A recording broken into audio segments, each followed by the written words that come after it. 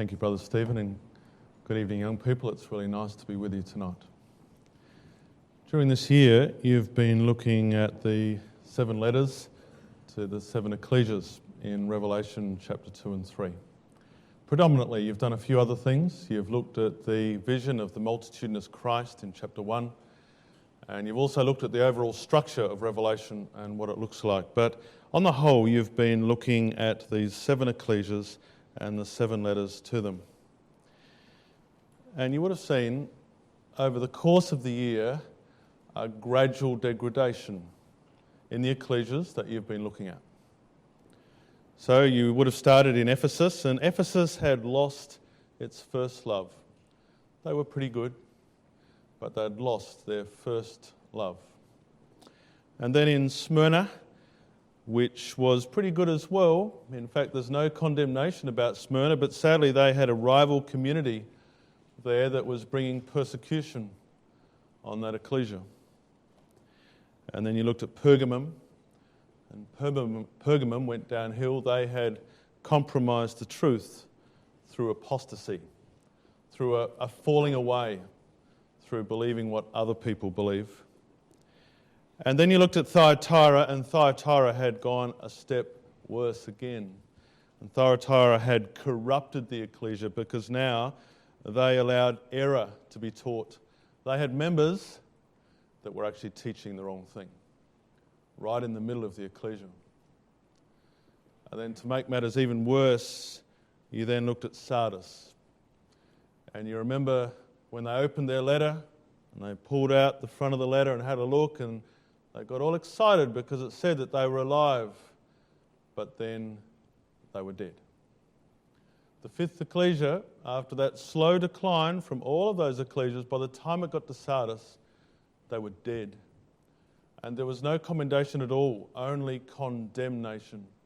And there's been this terrible slide that you've witnessed through the course of this year of all of those ecclesias.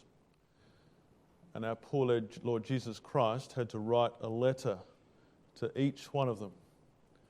And it started off okay, and it went a little bit worse, and a little bit worse, a little bit worse, until the entire ecclesia was dead.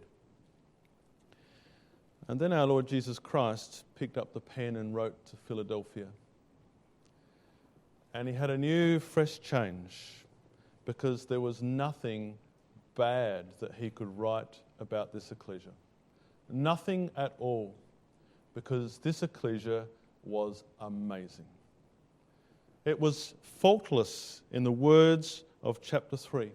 Nothing wrong with them at all. And our Lord had penned these letters, and he'd gone from Ephesus and gone down and down and down to a dead ecclesia, an ecclesia for which he had died.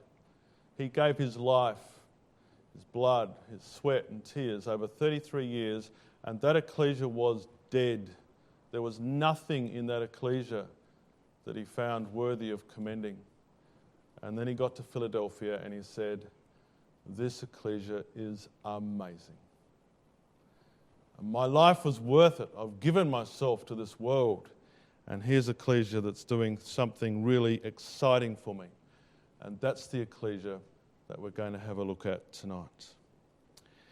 Now, you've seen great structure around these letters. You would have noticed that these letters aren't random, are they? They're not random in their selection, in their composition, in the things that are said in them. Each letter, as you would have picked up, picks up an attribute from chapter 1, an attribute of the multitudinous Christ, and picks up that little thing and draws it out in the letter.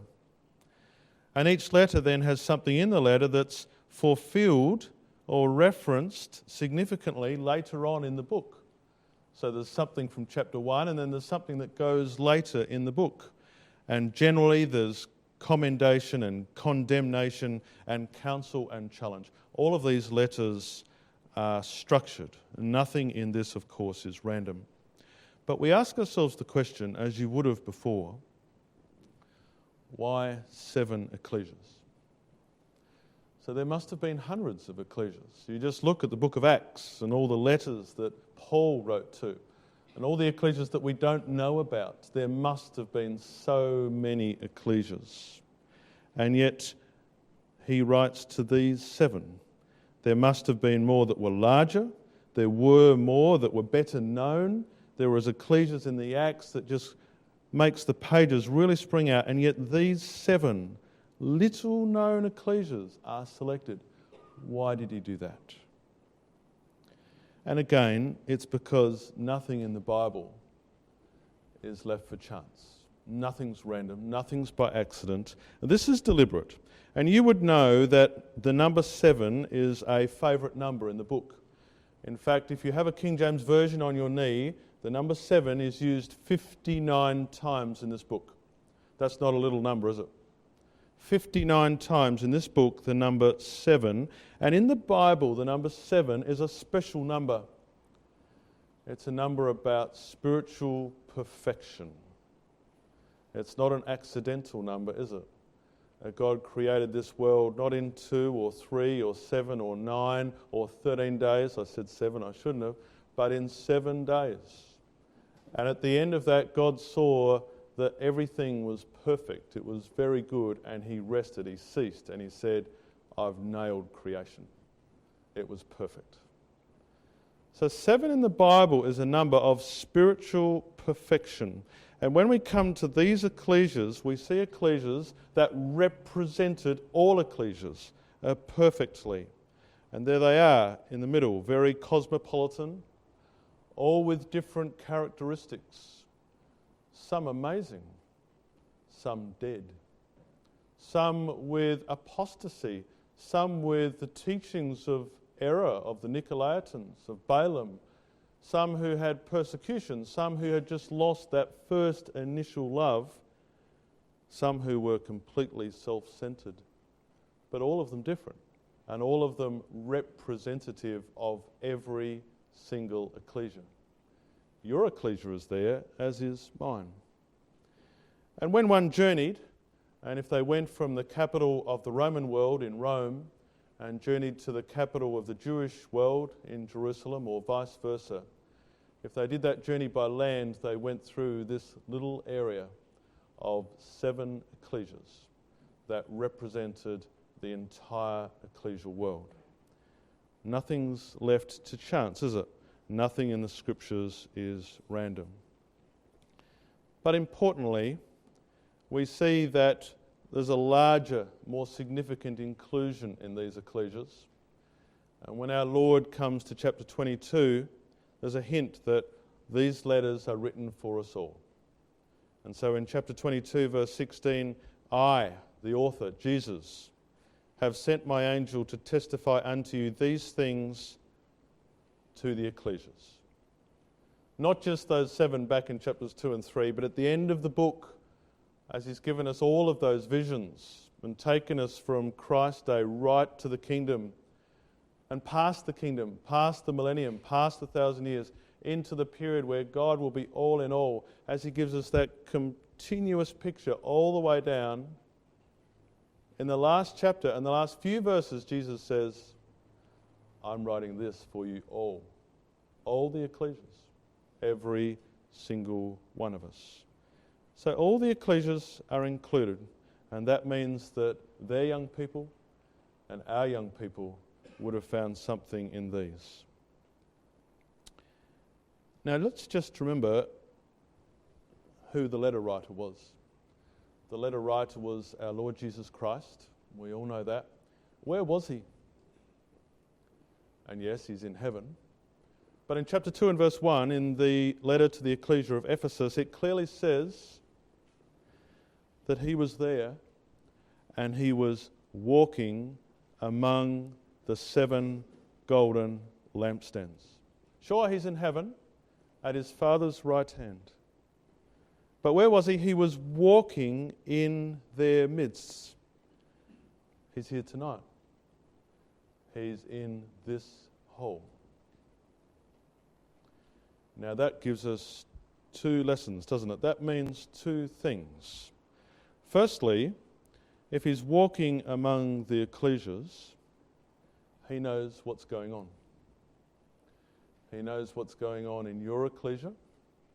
He knows what's going on in your life. Your friend might not know what you looked at last on your web browser, but Jesus does. He saw you look.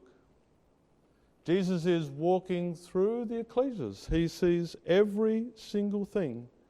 He's watching us, watching what we do, getting excited by things that are great and getting sad when he gets let down. So that's the first thing. But the second thing we note, that if Jesus is walking among the ecclesias, then he's always close. And that's important too, isn't it? He's always at hand. He's not very far away. None of us can say, where's Jesus gone? I needed him and I couldn't find him. In my moment of greatest need, when I needed Jesus, he wasn't to be found. Jesus says Jesus walks amongst the ecclesias. He's here tonight. He is very, very close. Okay, so we come to Philadelphia. What do we know about ancient Philadelphia? Well, today it's called Alasya. It's in modern Turkey. And 2,000 years ago it was called Philadelphia, and Philadelphia means brotherly love. That's an awesome name for an ecclesia, isn't it? Philadelphia, brotherly love. And it's just so typical of the way the scriptures work. It didn't mean they loved everyone just because they had that name, but you can tell in the words of their letter that they did. They lived up to their name. They loved their brothers. Now, as just a little bit of background, it was a comparatively modern city. And when we say modern, it was only built in the 2nd century before Christ, so the 2nd century BC, relatively modern for the cities in the area. But note this, it was in a volcanic and earthquake-prone area. And in fact, in AD 17, so this is when Christ was alive, perhaps in his teens, in AD 17, this city was destroyed by a massive earthquake. It was soon rebuilt, so they got straight onto it and rebuilt the city. A couple of other things. The soil was very fertile, and that was a result of all of the volcanic activity. So that the volcanoes and the lava that came down made the soil extremely fertile, and it was therefore used to grow grapes. And it was really, really well known for its vines and wine. And I think you can see links there as well, can't you, for the true vine and the ecclesia. It's all coming together, isn't it? This ecclesia that can be broken down but builds up really quickly. This ecclesia that's called brotherly love, that loves each other. This ecclesia that's well known for its vine. I am the true vine. And finally, they had these hot springs, which are very therapeutic and known for their healing, and they attracted the weak and the infirm to come and bathe and enjoy the hot waters, spa-like waters. So that's a little bit of the background to Philadelphia. It's worthy to note that, isn't it? As we go through these letters, and you would have done all of them so far, just that background we're going to find is important for the chapter. Okay, let's again note that this is the most positive of all of the letters. And in fact, it's only positive. There is nothing negative in this letter at all. So you recall that most of the letters typically have some positive things, some commendation, some negative things, some condemnation. But like Smyrna, this letter here has no negative areas at all. Now, how else do I know that it's positive? Well, here's an interesting thing. It has the longest and the most detailed of all of the titles at the start. Let me show you that. First of all, come back to chapter 2, verse 1. So each of these ecclesias has a title. Christ is writing. And he doesn't say, Dear Ephesus from Jesus. He says, Dear Ephesus, and he gives himself some titles. So if we look at chapter 2 and verse 1, the angel of the ecclesia in Ephesus write, doesn't say, "Dear Jesus," it says, "The words of him who holds the 7 stars in his right hand and walks among the 7 golden lampstands." See that? There's 2 little components of this title.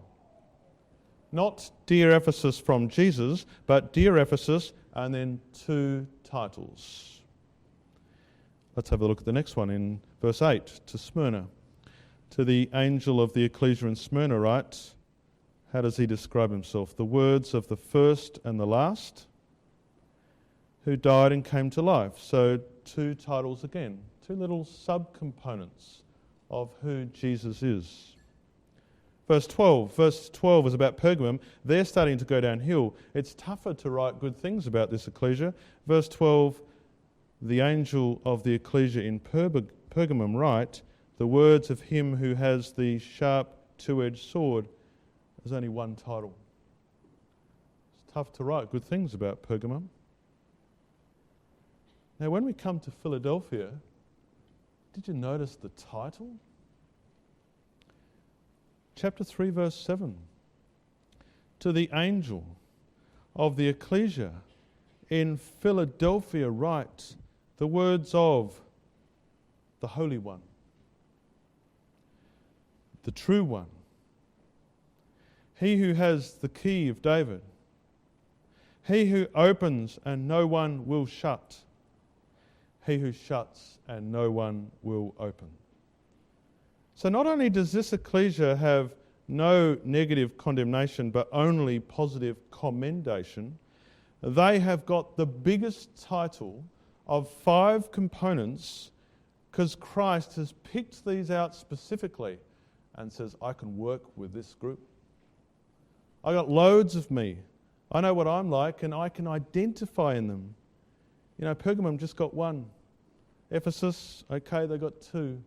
Philadelphia, Christ loved them so much that there were 5 components of his life that he identified with that ecclesia. And he said, I can work with you. Let's go through the title. First of all, we note that these titles aren't random. Here's a tiny little quote from Brother Robert Roberts. He wrote a book on the Revelation called The 13 Lectures. And he says on the screen, the description of the Son of Man seen by John, that is contained in the first chapter with the multitudinous Christ, is the basis of the messages. And he goes on and he says they're all different, every one. All of these titles are different. He picks out something from chapter 1, just something, and brings it in and makes it a title and says, this bit of me, this is for you. I can see you in that. And in Philadelphia, he's got 5 bits. He loved Philadelphia. He could see himself in this ecclesia. Let's go through them. The first one, he that is holy. And as it should be, as the modern translations would read, the Holy One. And it means physically pure or morally blameless. It's got the idea of being clean, of being unblemished. And it's the first and it's the only time that this expression is used in Revelation 1, 2 and 3. Nowhere else. It's only here. Christ says, I'm holy and I'm writing to you as the Holy One because you know what? I can see me in you. I can see my holiness being reflected and manifested in you, and I like what I see. Well done. And then he says, and he that is true. And again, as the modern versions would correctly say, it should be, and the true one. The Holy One and the true one. So now he's saying, he that's real, that's genuine, that's not fake. It's the same word where Jesus in John was the true light in John chapter 1. It's the same word where Jesus says, I'm the true bread from heaven in John 6. It's the same word, the true vine in John chapter 15. It's the same word, the only true God in John chapter 17, you know all of them. Jesus says, I'm the real deal. I'm not a shadow. I'm not a figure. I'm not a symbol. I'm not like the law. I'm not pointing at things to come. I'm the real, true one. I'm He. And then he says in those words, I can write this because, Philadelphia, you get that. You see me as the true one. You understand who I am. You don't see me like the Judaizers and all those that want to go back to the law in Hebrews. You get the point. I am the real deal. I am the true one. What else does he say? Subtitle number 3, He who has the keys of David. It's a lovely little expression on the slide. You'll see it's taken from Isaiah 22. I will place on his shoulder the key of the house of David. He shall open, and none shall shut. He shall shut, and none shall open. We get keys, don't we? Probably half of you drove here tonight, or a third of you, or whatever it is, in your pocket, there's probably a key. If you've got a key in your pocket, that probably means that you're driving the car and you're in charge of the car. Someone might be sitting in the passenger seat and they can say all you want, but ultimately you're the boss of the car. The car goes and starts and stops when you say. And that's what Jesus is saying. When it comes to the line of David and the Davidic throne and the Davidic promises in 2 Samuel 7, he says, I'm the boss. If you want to come into 2 Samuel 7, I've got the key. I can do anything I want. I can let you in, I can open that, I can shut it. The entire lineage of David, Luke 1, 2 Samuel 7, all of that, Jesus says, it's all in my hand. I have the key of David. I determine its destiny. Imagine receiving a letter that said that. You go out to your letterbox, as Uncle Mike described last class, and open up the letter. And there's a letter that's signed off by saying, I've got the key of 2 Samuel 7. And I'm building a house, a spiritual house of people that are coming out of the loins of David, and not just that literally come out, but spiritually come out through adoption and baptism into the saving name of Jesus Christ. And that's how he signs off the letter. I've got the key. This is a wonderful letter, isn't it? To the ecclesia at Philadelphia. Wouldn't we pay attention to that? And then he says, he that opens and no man shuts.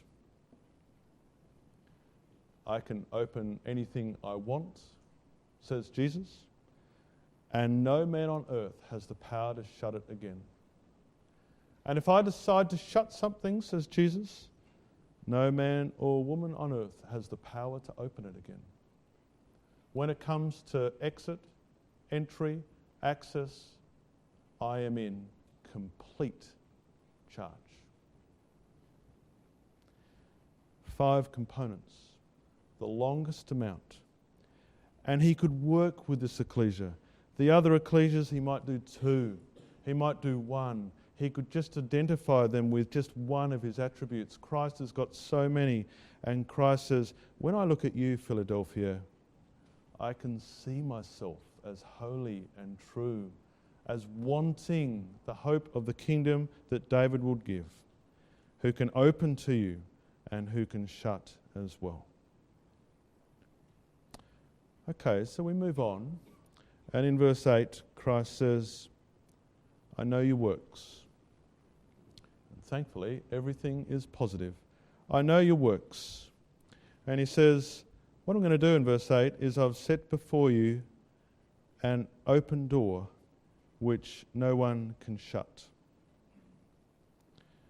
Now this term open door is used particularly in the Acts, but also in the Gospels, of gospel work. So it's generally used of gospel opportunities. I've opened a door. There's a great example in 1 Corinthians 16 where Paul says, I'm going to stay in Ephesus until Pentecost. Why? Because a wide door for effective work has been opened to me. I've seen an opportunity. This door has just been flung open. 1 Corinthians 16 verse 9. Christ is saying, I've opened a door for you. He's saying, go for it. It's all yours. And elsewhere, as we know that Christ is the door. Not only has he opened the door, but he is the door. He's saying, come through me. I am the door. Those who come through me will be saved. John 10. So he knew their works. He loved their works. And he says, open the door and come in. 2 months ago, I went to a funeral. And this funeral was for a 15-year-old girl. She was the daughter of a colleague at work. She was an incredible young lady in every aspect. She was lovely, well-liked, well-mannered, loved others. Everyone loved her. She was a national volleyballer. She was a national and international dancer. Her room was full of trophies, but she was really nice too. And then one night, as she was walking along with her friend, she was hit by a car, a Lamborghini, and she died. You might have read of that in the news. And at her funeral, there was over 2,000 people there, and there wasn't a single dry eye because she was just a really nice young girl. And she's dead. And young people, the door was shut. And Jesus Christ, who walks in our midst, who is here in this hall tonight, you think about this, has said to every single one of us in this hall, that's me, and that's every single one of you, you have the opportunity for an open door. This girl died at 15. Her door is shut. She will never see the light of day again. We can never think we are disadvantaged, can we? We can never think that others have more things than us.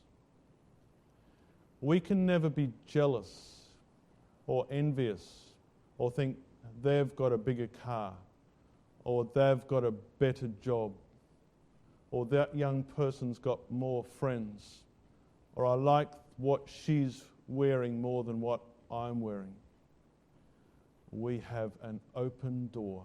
We are the most blessed people in the entire world, says Jesus. And I've come to me, that's me, and Jesus has come to every single one of you, not the people in this world. And Jesus has said to us here tonight, I've got a door that if you want to, you can come through. Not many people in the world have that. What a blessing we have. Never think that we aren't privileged. Never think that others have more. Jesus has given us an open door. And do you know what the best thing is? No one can shut the door. Except for Jesus. So he's got the key and he can shut doors so that they'll never ever open again, and he can open doors so that they'll never ever be shut again. But no one else can shut the door, your door. Those people at school that gave you a bit of grief during school, happens in all of our schools, doesn't it? Those people can't shut the door and keep you out. People at uni who challenge you a couple of times and maybe tempt you to do a few things that you know deep down you shouldn't be. They haven't got control over you. They can't shut the door. They can't keep you out. And the people at work, and they put extra temptations. They've got money now. They can do real good things. They're really attractive. But try as they might, they can't shut your door. Only you can do that if you don't respond to Jesus.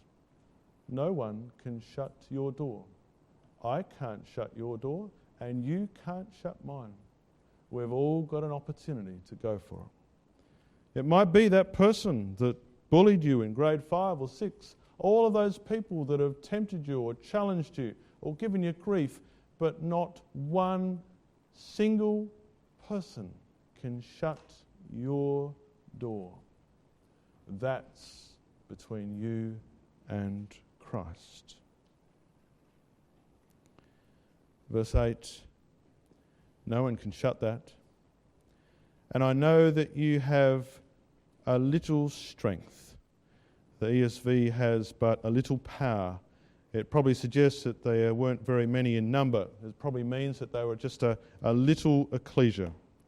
It also could mean that they were poor of resources, because we know that they'd had earthquakes and we know that they had to rebuild them, and we suspect that they would have been taxed, maybe heavily, to rebuild the city. So whether it means that they had low financial resources, and it probably also means that they were of low number, Jesus says, I know what you've done, even though you were very small. And their size and their lack of resources didn't stop them from being active and vigorous, and your ecclesia can be active and vigorous too. We're in the Cumberland Hall tonight. A number of you might be members here at Cumberland. I don't know exactly, but I suspect that Cumberland would have nearly 200 members on their roll. Might be a few less, might be a few more now. It's a large ecclesia, isn't it? There's an ecclesia in Adelaide with less than 20 members. That's 10% of the size of this. There's ecclesias in Adelaide with 40 and 60 and 80 and 100, 120 and 140, 180, 200 members. One ecclesia in Adelaide has about 250 members. And the lesson from Philadelphia is that it doesn't matter how big your ecclesia is, your ecclesia can turn the world upside down if you want to. This is just a little ecclesia. You had little strength, a few numbers, low resources, and yet you did so much with what you had. And in verse 8, you kept my words. This is commendation indeed, isn't it? And I think you get this, but you probably won't get it completely until you're a little bit older. And that is that the best thing that can ever happen for a parent is when a child does what they've been asked or accepts some advice that they have been given. Deep down, I suspect you agree with that. You might not realise the full impact of that until later on in life when you have children yourselves. And conversely, there is nothing worse for a parent, and the Proverbs pick this up, for a child that says, no, it's not for me, I don't want to do what you want, Mum and Dad. I'd go and do my own thing. Disagree with your advice, disagree with how you brought me up. I'm me. And God feels the same way. He's exactly the same. There is nothing better for God than to have a child who's obedient. It's better than so many sacrifices. God says, I just want obedience. And yet, there is nothing that makes him more unhappy than the disobedient child as well. This ecclesia kept Christ's word. They went to their Bibles and they said, what does God want us to do? They knew Genesis, they knew the law, they knew the Old Testament, they knew the words of Christ. He'd only died about 60 years before. They probably had some recollections. Maybe their grandpa met him. They knew all of that. And this ecclesia said, doesn't matter what God says, I'm going to do it. Because they're obedient. And that's what parents really want. And that's what God wants. And when Jesus penned this letter, this would have been one of the greatest things that he could write. You know what? He says, you kept my word. and there's nothing better than a parent could want. And also at the end of verse 8, you haven't denied my name. Because lots of people do. You know, I don't know whether you've been in the example perhaps when people say, who here is a Christadelphian? And the Philadelphian ecclesia would have said, me, straight away. I'm a Christadelphian. Who here goes to church? Do you go to church? Me, I do, straight away. I go to church. Who here believes in the return of Christ? Me, says the Philadelphians, I do. I believe in the return of Christ. They never denied his name. Verse 9, sadly in that city there were those of the synagogue of Satan. And Jesus says, I'm going to make those of the synagogue of Satan who say that they are Jews and are not, and they lie. I'm going to make them come and they're going to bow down before your feet, and they will learn that I have loved you, that I agaped you, that I gave my life for you. Now, who's the synagogue of Satan? Well, they were in the ecclesia at Smyrna as well, so they're a group, probably Jews, Judaizers, who said they were Jews but weren't. Spiritual Jews, they'd seen the light, they'd been baptized into Christ, but then they said, no, it's not for us. And obviously they were separate. They'd gone out, they'd become their own synagogue. They weren't part of the ecclesia. They thought differently, they taught differently, they had different views on the truth. And ultimately Jesus said, those people are going to come to you one day, and they're going to come to your feet and bow down before you, and they're going to find out that God loved the Philadelphian ecclesia because they did what was right. And that's going to happen to all of us too. Those people at school who gave us grief. Those people at uni who tempted us to go out partying at night time and all the things that they love doing and going to the sports games and getting really wrapped into this world. And those people at work who tried to get you to talk like them and think like them and share their jokes and have their crass sort of behaviour and go in their places and drive their sorts of cars.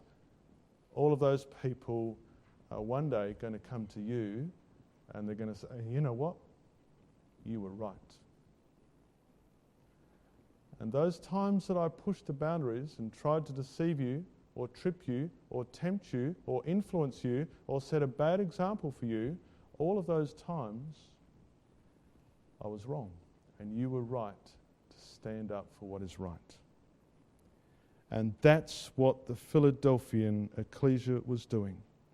The synagogue of Satan, that other group who must have left them and gone somewhere else, who was challenging them, pulling them down, calling them names, and lying about them. Ultimately, they're going to come and they're going to say, I can see that God loved you. Verse 10.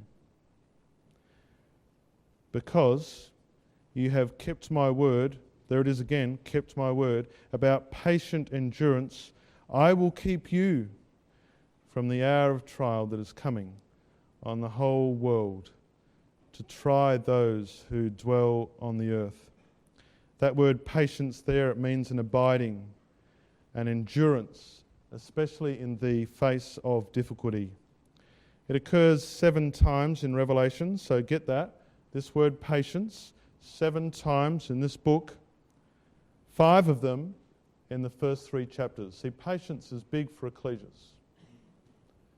Patience isn't something that we can do without.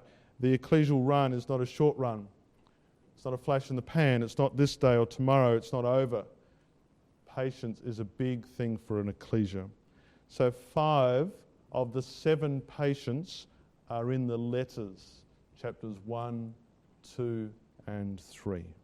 It's a big thing for ecclesias. And this ecclesia, young people, endured. And they kept the word. Note that that's there twice. And so Christ says, I'll repay. In verse 10, he says, because you kept, I will keep. Now, if you've got a colouring in pencil And for anyone that knows me and came tonight, you would have known there'll be a colouring opportunity. So if you've got a colouring pencil or a pencil or a really great memory, let's colour in these 3 keeps. See, they're linked. Nothing's by chance. Nothing's random. Verse 8, I know your works. Behold, I have set before you an open door which no one is able to shut. I know that you have but little power, and yet you have, there it is, kept. You can circle or colour or do whatever you want to do. Kept my word. Okay. Now let's come down to verse 10. Because you have kept, there's the second one. Colour it in. Circle it. Do whatever you want. Because you have kept my word. Same verse about patient endurance. I will keep. There's the third. Colour it in. 3. And they're linked. It's so clear, isn't it? Verse 8, you kept my word. Verse 10, because you kept my word, I'm going to keep you. Cause and effect. They kept, Christ kept. I'll keep you from the hour of temptation or trial. And we know that they were going to have a lot of persecution in the next little while. This word keep, it means to guard or to watch over. It's only used 11 times in the book. 3 are in this letter. 3 of the 11. It's a magnificent word. I want to show you how it's used, please. We're going to look up 4 of them. Leave something in chapter 3. We'll be coming back. I just want to show you how this wonderful word is used. Come back to chapter 1.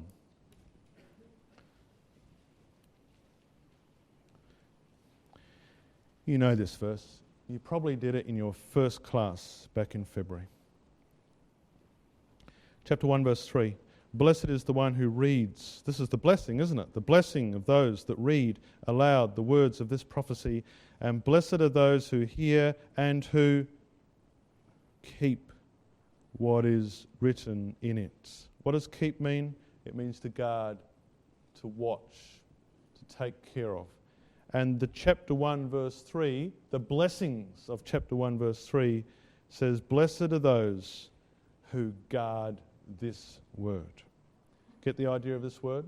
Keeping. Let's come over to chapter 16. You know chapter 16. It's the chapter of the vials or the bowls of God's wrath that are poured out. And you know verse 15. Behold, I'm coming like a thief, says Jesus. Blessed is the one who stays awake, keeping his garments. Guarding, watching, taking care. See what a big word this is? This is not a little word. This is chapter 1 verse 3, blessing sort of word. This is chapter 16 verse 15, Christ returns sort of word. This is a big word. Now let's come through to chapter 22. We're not looking at all of these. If you wanted some homework, you can look up these. There's 11 in the book. There's not too many more. Let's come through to chapter 22. And the ultimate blessings of Christ's return as Christ wraps up this wonderful book. Chapter 22, verse 7. Behold, I'm coming soon. Blessed, again, blessed is the one who keeps the words of the prophecy of this book. Verse 9. But he said to me, you must not do that. I am a fellow servant with you and your brothers, the prophets, and with those who keep the words of this book. See how big this word is? Christ loves those that keep his word, that watch it, that guard it, that protect it, that love it, that soak it up. And of those 11 young people, 3 of them are in Revelation 3, 7 to 13, Philadelphia. You want to talk about keeping and guarding and loving and watching, that's how the Philadelphians lived their life. They loved the truth. Back in chapter 3 and verse 11. We now move on. We've done the commendation, we've done the wonderful things. They're a good ecclesia. Good on you, says Christ. Verse 11, we come to the counsel, or the warning. And he says in verse 11, "Behold, I come quickly." Now these words, they were written over 1900 years ago. And if you're like me, you're thinking that doesn't sound too quickly, does it? When we look at this word quickly, it can also mean speedily and suddenly, by surprise. And that's the way it's going to be. It's not speedily or quickly as in tomorrow. It's speedily or quickly as in when it comes, it's really going to come and people aren't going to be expecting it. He says, be careful. I'm coming soon. Suddenly. Very quickly. Verse 11, hold fast what you have, so that no one can seize your crown. Now there's a connection in that verse, isn't there? And you can see that, it's so obvious. Hold fast, grab it, so that no one can take it. See the link there? Hold fast what you have, so that no one can take what you have, your crown. Well, there's the clear link. And so the possibility always existed, said Christ, that the crown of victory could be snatched away. That all this work, and if they elected to follow man and left the truth and left the straight way, then all that work would go. Now the link, of course, is with the games, the Greek games. And you're a little bit familiar with this too, aren't you? There were 4 different sports festivals in ancient Greece, and collectively they were called the Panhellenic Games. And the most famous of them was the Olympic Games. So the Olympic Games was one of the 4 and the most famous, and the one that we still have today. And the games, and this is interesting, are also known as the Stephanitic Games. Bear with me, because winners received a garland, a laurel wreath for victory. And Stephanatic obviously comes from Stephanos. There's the link. 4 games. The Olympics is the most popular and well known and the one that exists today. And at the time, it was called that because they did what they did for a wreath. There was no financial or material prizes. Nothing. They did everything they did for a wreath. And they did lots of things in these games. They had boxing games, they had careful fighting matches, they had all-in fighting matches with just a couple of rules, they had chariot races, they had short running races, they had middle distance running races, they didn't have marathons, that's only a more recent thing in the late 1800s. But they had all manner of things, all manner of events, and everyone got the same thing. The winner just got a wreath, a laurel wreath, a Stephanos in the Greek, and that's what Jesus is saying here. Hold fast what you have, so that no one can take your wreath. Having won in the games. The laurel wreath, a whole lot of olive branches for the Olympiads, the Olympic Games, are wound into a circle or a horseshoe, placed on your head, your crown. Seize what you have, so that no one can take it from you. Now, this crown, though, would fade. They gave them literally an olive leaf crown, a laurel wreath made of olive leaves. And shortly that would go limp and brown, and then it would start to fall apart, and then it would flake away. And today, 2,000 years later, none of them exist. All of that work they'd done for that moment of glory and that laurel wreath, that was it. They contested for virtue, not for material prizes. They contested for the wreath. All of that work. And today, not a speck of it is still here. It's all gone. And they might have been popular at the time. They might have been heroes. People would have known their name. If you won a whole lot, you could actually get a statue of yourself. You were allowed to put one up at your own expense. But 2,000 years later, no one can remember who won the boxing in the second Olympiad. Who wore the laurel wreath? No one knows. Where is the laurel wreath? No one knows. And Christ says in Peter, he says, when the chief shepherd appears, you're going to receive the unfading crown of glory. And what that means is that they're never going to fade away.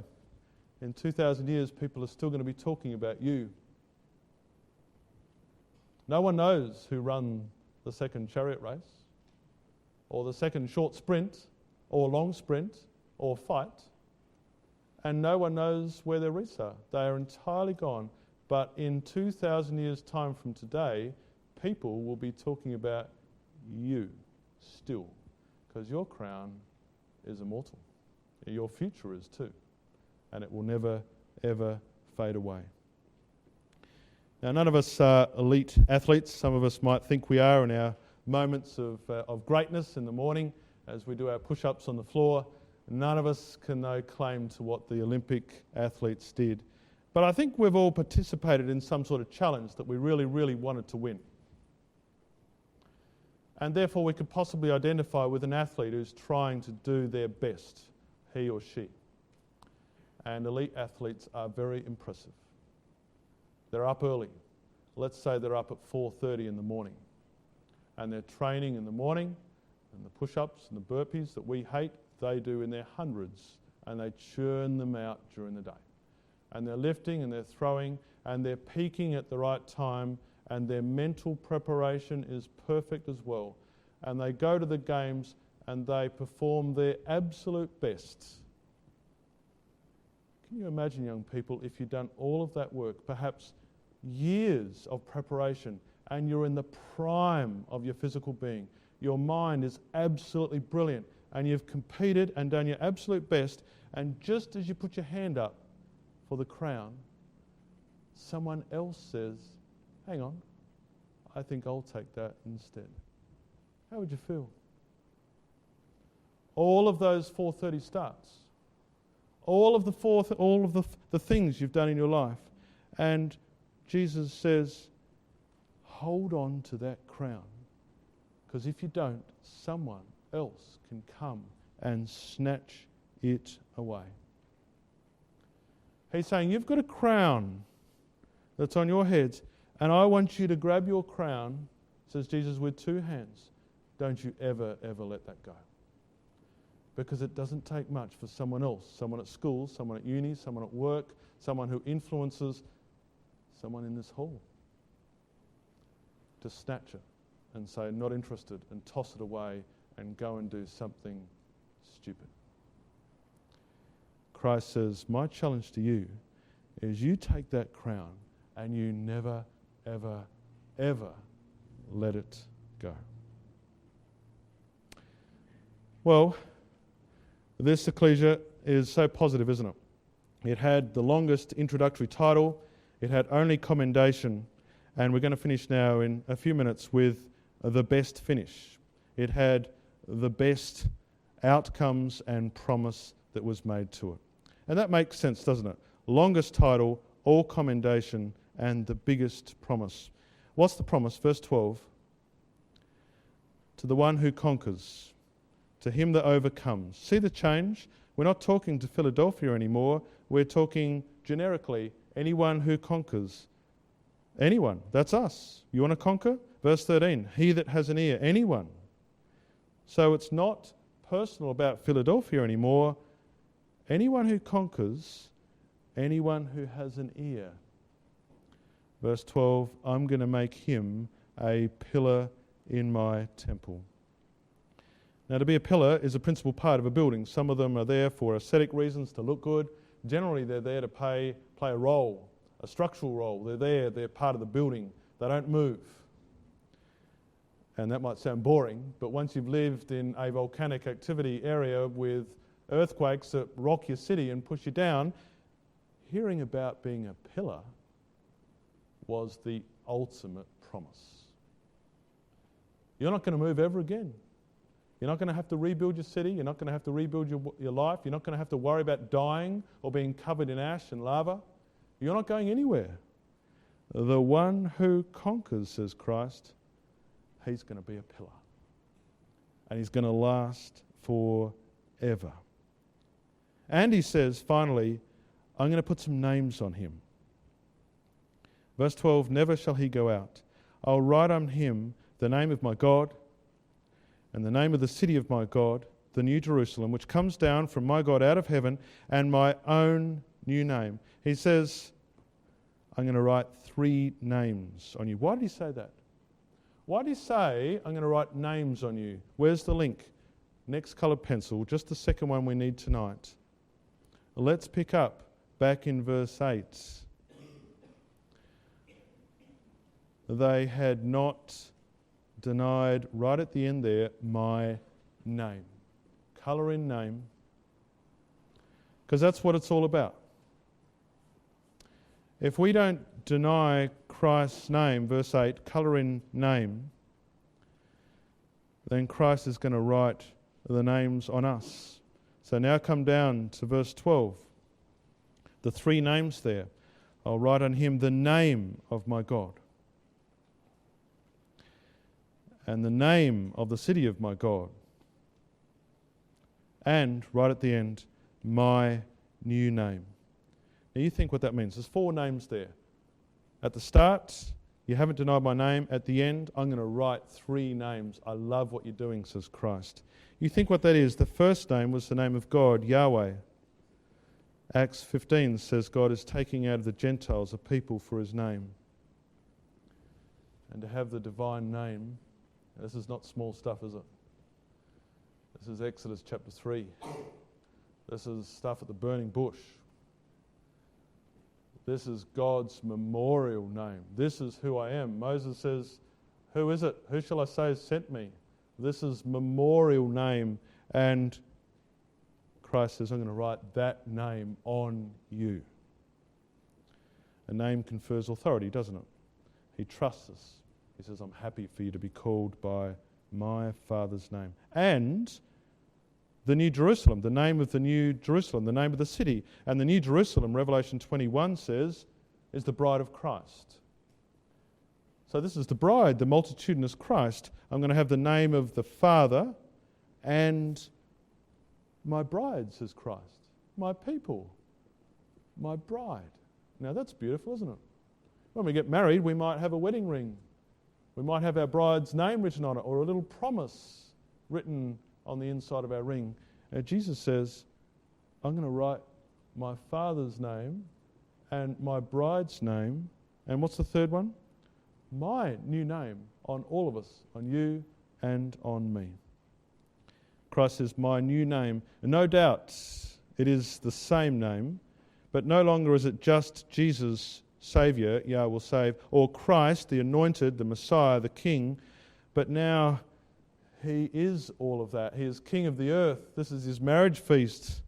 He's the Son of God. He's living forever and ever, and his name is just in awe to everyone. It's fulfilled. It's the real deal. It's true. Young people, I can't think of anything better than for Jesus Christ to come to any one of us and to say, come here, friend, and put his arm around you and get out his pen and write Yahweh and the bride and Jesus Christ, the Son of God, on us.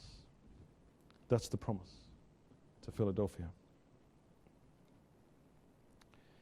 And the aim is to overcome, isn't it? And in verse 13, well, maybe we have just a little unhappy ending. Just a little one. And he says in verse 13, he who has an ear, let him hear what the Spirit says to the ecclesias. You see, what this verse is saying is that even though this ecclesia is amazing, it's got the biggest title, it's only got commendation, it's got no condemnation, it's got a huge promise, it's going to have 3 names written on us, we're going to be a pillar, we're going to exist forever, we're never going to move again. Jesus says, even though I love your ecclesia, he says, I know that sadly, not all of them are going to listen. That's what verse 13, just sadly, it's the only just little sobering point, isn't it? He said, after everything I've said, he that has an ear, not all of you, says Christ to Philadelphia, are going to listen. He that hath an ear, let him hear. Let him hear what the Spirit says to the ecclesias. And the aim is to overcome. We read that, didn't we? And there's no other word expressing the exhortation in this book, in this whole book, as it goes through the letters and the visions and the history of that telescopic 7 by 7 by 7, ends up in the vision chapters of the future age when Christ is all and there's no more sea. It's a wonderful book. It tells us about the continuous historical record from Christ through to the end of the ages. And there's no greater exhortation than just to overcome, to beat the world, to beat ourselves, to beat our lusts, to beat our temptations, and to do what's right. And so finally Jesus says through John, for everyone who's been born of God overcomes the world. This is the victory that has overcome the world, our faith. Who is that overcomes the world except the one who believes that Jesus Christ is the Son of God?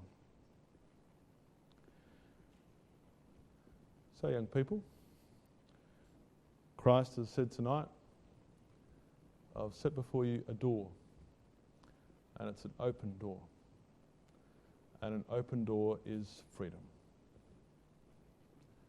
And it doesn't matter what the kids at school, or the young people at uni, or the people at work, the people in the street. It doesn't matter anything what they do. No one can shut it. And Christ says, if you keep my words and endure patiently and confess my name and be faithful right to the end, you can come through that door and live with me forever. Let's do that.